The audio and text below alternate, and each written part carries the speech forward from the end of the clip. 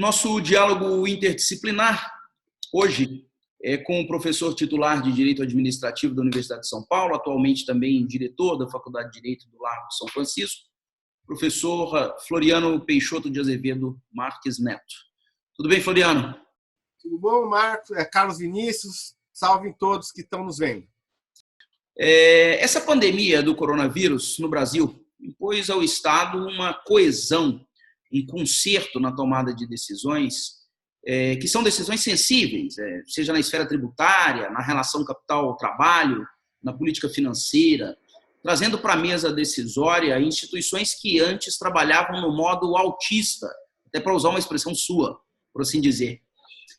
A minha primeira pergunta é, na sua visão, o dever de vigilância institucional, seja do Poder Judiciário, seja do Ministério Público, do Tribunal de Contas, advocacia público-privada, acabou respondendo bem às demandas? Você enxerga uma mudança de comportamento estrutural nas instituições, mudanças duradouras depois da crise?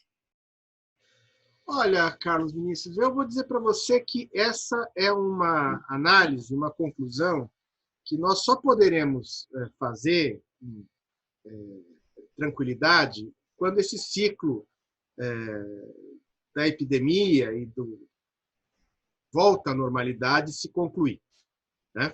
Então, o que nós podemos fazer é dar uma fotografia do que está ocorrendo nesse momento, né? E por que isso? Porque não é incomum, claro, é incomum uma epidemia, uma pandemia dessas proporções, uma situação que é de uma calamidade pública duradoura e crescente, que atinge toda a população, todos os municípios, todos os estados, de uma só vez. Mas se nós pegarmos os precedentes de situações de calamidade pública, é muito incomum que haja uma mobilização, mas que depois, quando o controle vai ser exercido, as circunstâncias fáticas que envolveram essa catástrofe são mitigadas, são avaliadas com menor impacto, e aí os atos e providências do gestor público são avaliados como se tivessem sido tomados em condição de normalidade. Então, nesse sentido, nós temos que ver o filme todo para poder responder à sua pertinente indagação. O que é possível, como eu disse, é fazer uma análise da foto, né? E aí nós podemos dizer que todos estamos aprendendo, né? Todos estamos um pouco tentando acertar e, com isso, mostrando o que há de melhor e o que há de pior neste sentido, né? Do ponto de vista da atuação dos gestores, cada vez mais se mostra, como se fosse necessário mostrar, mas se mostra imprescindível a coordenação federativa, né? Notem que nós temos tido hoje algumas discrepâncias de atuação de agentes públicos, mas o núcleo duro, o que é essencial para combater esta epidemia, tem agido de forma coordenada, né? Nós temos visto aí o ministro da Saúde conversando com secretários de Estado, conversando com muitos secretários municipais de saúde, tentando fazer uma atuação coordenada.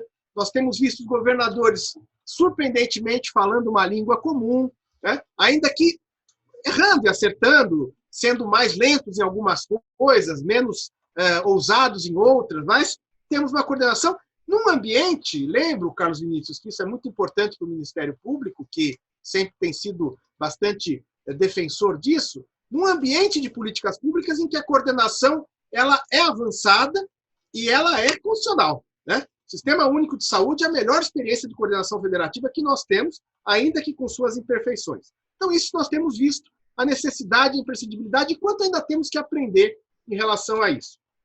De outro lado, nós temos visto comportamentos louváveis, mas também comportamentos muito desiguais por parte dos órgãos de controle, né? Então, por exemplo, o Ministério Público tem sido bastante atento e eu tenho visto uma atuação, até certo ponto, bastante responsável do Ministério Público.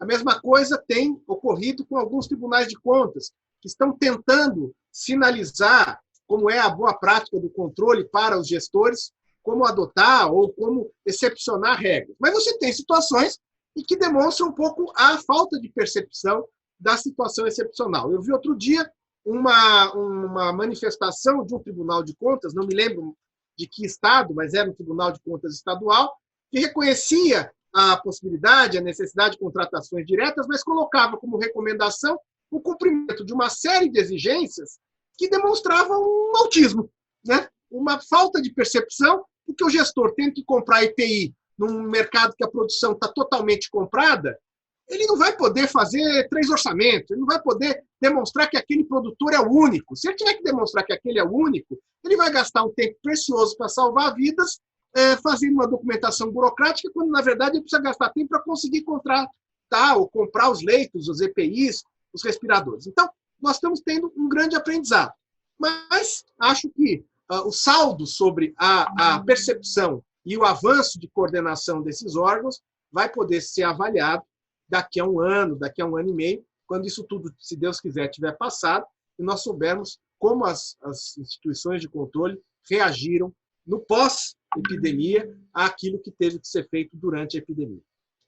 Então, deixa eu pegar o gancho da sua fala e emendar, na verdade, 2 indagações, que é quase puxar o fio da meada do que você disse. O que você está dizendo que é necessário compreender que os ritos e procedimentos ordinários não respondem a essas demandas extraordinárias, né?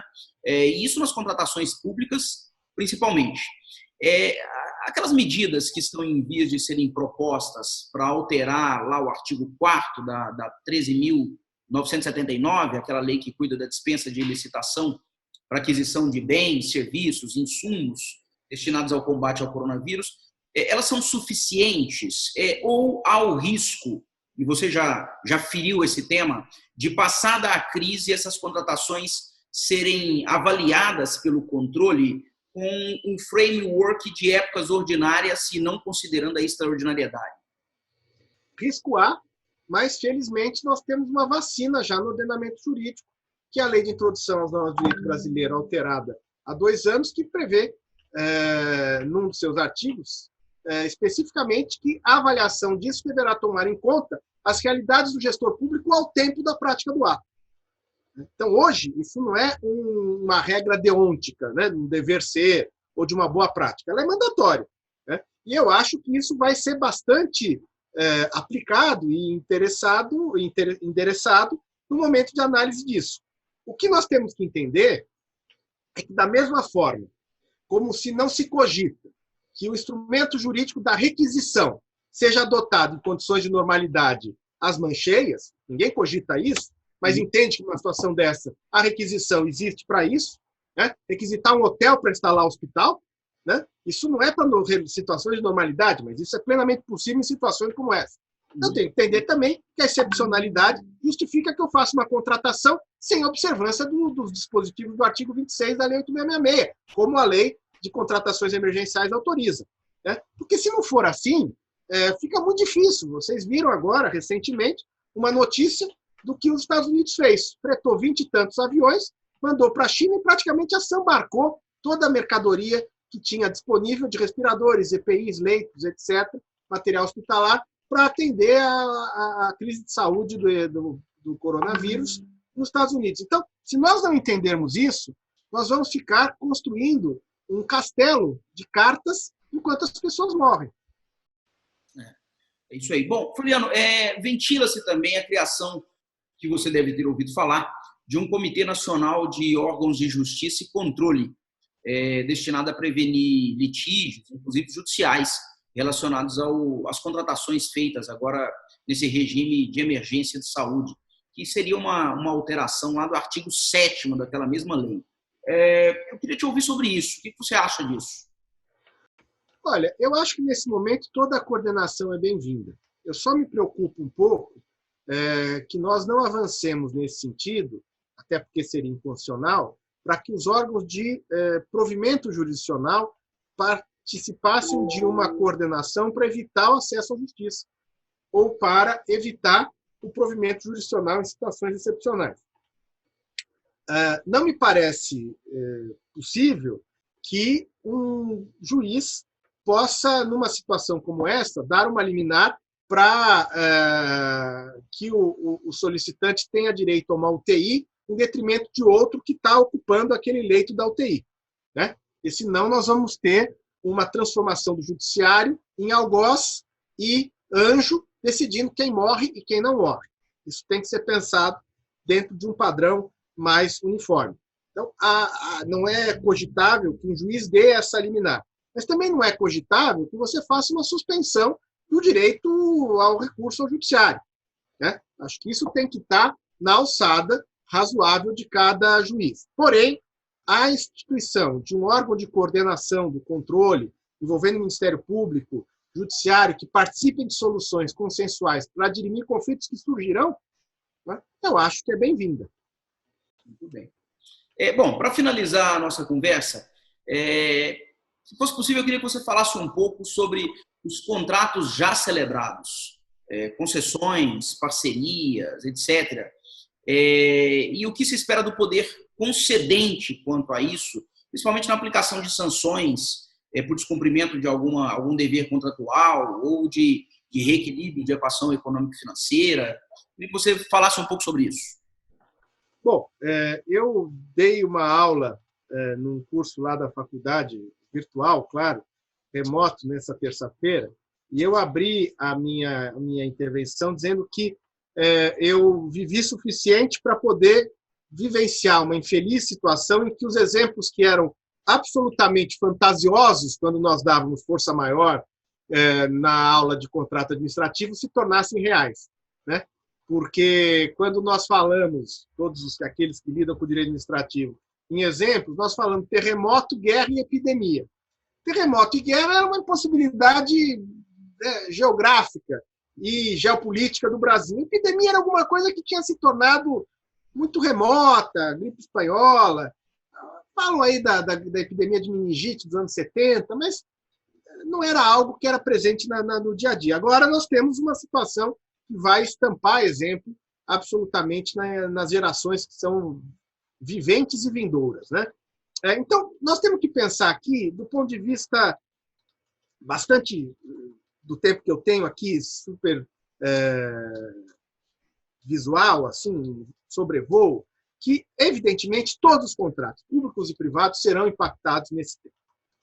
Qual que é o problema dessa situação, Carlos?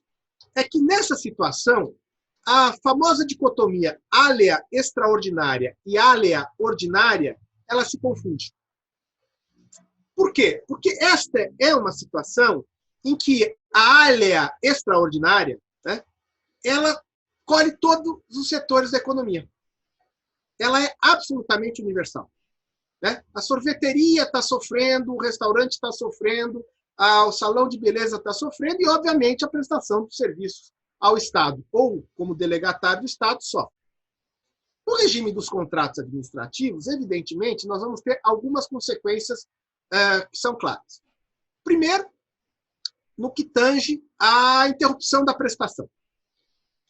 Nesse sentido, se a gente dividir os contratos comutativos, prestação de obras, serviços, fornecimentos, e os contratos de delegação, concessão, PPP, contrato de gestão, nos contratos de execução de serviços, o que nós vamos ter é uma situação justificativa da elisão das obrigações, artigo 393 do Código Civil, e a possibilidade de interrupção por determinação do poder público contratante ou por notificação do particular, dizendo eu não tenho como continuar a prestação, salvo aqueles serviços que são essenciais, onde então vai ter que haver uma solução consensada de nova regra de funcionamento, né? E aí o poder público vai ter que agir nesses contratos. O Tribunal de Contas do Estado de São Paulo editou uma resolução muito interessante, separando os contratos, como disse, prestação de serviço continuada impossível de ser descontinuado, e os outros. Os outros ele suspendeu e diz, ao fim e ao cabo dessa pandemia, nós vamos discutir como retomar. Nos outros ele falou, nós vamos trabalhar cada contrato com uma regra de funcionamento e pagamento para poder ter a continuidade no mínimo essencial. Os contratos de delegação, muitos deles não podem ter interrupção, né? Imagine você que haja um contrato de prestação de serviço de saneamento e comece a faltar insumo ou mão de obra para operar uma estação. As pessoas vão estar hospitalizadas, vão estar em dificuldade, ou vai faltar cloro, porque o cloro está sendo utilizado como desinfetante. Nesse caso, o que nós vamos ter é um feriado de aplicação de sanções, né? A força maior não vai permitir que você reduza a colocação do serviço, mas que você tenha uma redução da prestação e uma elisão das punições que ocorreriam se fosse descontinuado por falha do particular. No futuro, nós vamos ter uma grande discussão sobre reequilíbrio econômico-financeiro. Duas verdades absolutas. Primeiro, essa situação é a situação que justifica, com base no artigo 65, inciso 2, letra D da 8666, e com base no artigo 10 da 8987, reequilíbrio. Mas eu tenho dito para várias pessoas que me perguntam que não é possível a gente imaginar que esse reequilíbrio seja um reequilíbrio de transferência horizontal de todos os ônus para o poder público. Nós vamos ter que começar a pensar numa reconstrução de reequilíbrios econômicos que tenham, de certa forma, uma arbitragem de danos, né? Justamente por aquela somatória entre a alha ordinária e a alha extraordinária. É dizer, da mesma forma como não é legítimo que toda a carga seja assumida por um único privado, né, que vai ter que trabalhar de graça, por exemplo, ou ter grandes prejuízos, também não é correto que nós, nesse caso, tenhamos toda a transferência do ônus para o poder público, e, portanto, distribuídos entre a sociedade. Nós vamos ter que ter o que eu tenho chamado de aditivos de compromisso, em que você ressarça esses custos, mas chega a um ponto que permite a retomada e continuidade do contrato, sem necessariamente você ter a transferência de todos os ônus. Por exemplo, não vai fazer sentido muito reequilibrar por lucros cessantes numa situação que ninguém está tendo lucro. Ou seja, a planilha também de riscos, ela ruiu, né? A gente vai ter que reavaliar tudo isso. A matriz de risco ruiu, ainda que formalmente o risco decorrente de uma situação de força maior, teoricamente, no contrato administrativo, seja do poder público. E agora nós estamos, pelo que você está defendendo, numa fase, uma nova fase de contratos, em que a gente vai ter uma distribuição mais equânime de ônus e bônus, tanto para o Estado, para o poder concedente, quanto para os concessionários. Exatamente. Veja, e é uma situação, vou te dar um exemplo para concluir. Você teve reequilíbrio em contratos de concessão rodoviária com a greve dos caminhoneiros. Né? Os caminhoneiros bloquearam a rodovia e o tráfego parou. Tá bom, é um evento de força maior que colhe um setor. No mundo, hoje, os contratos de concessão, o risco de demanda é sempre do concessionário. Mas você não vai querer que uma concessionária de aeroportos, que está funcionando com 10% do seu movimento, assuma o risco de demanda de uma situação que é absolutamente calamidade pública, que os voos foram cancelados, em alguns casos proibidos. Né? Então, você vai ter que chegar a um ponto de reequilíbrio para que você permita que ela retome esse nível de equilíbrio, sem necessariamente você ter uma condição de pagamentos, né, full de toda a receita que ela expectaria nesse momento. Mas é necessário que você pense esse reequilíbrio no sentido de equilibrar todos esses ônus. Perfeitamente. Bom, Floriano, eu agradeço imensamente o seu tempo em conversar com o Ministério Público, com o Ministério Público Brasileiro, sobre o tema que é nosso, é controle, trazendo as suas ideias, as suas sugestões e colocando alguns pontos para a nossa reflexão. Espero que em breve a gente se encontre em mais discussões como essa para o Ministério Público. Então, encerro agradecendo mais uma vez. Eu que agradeço a oportunidade. Um abraço.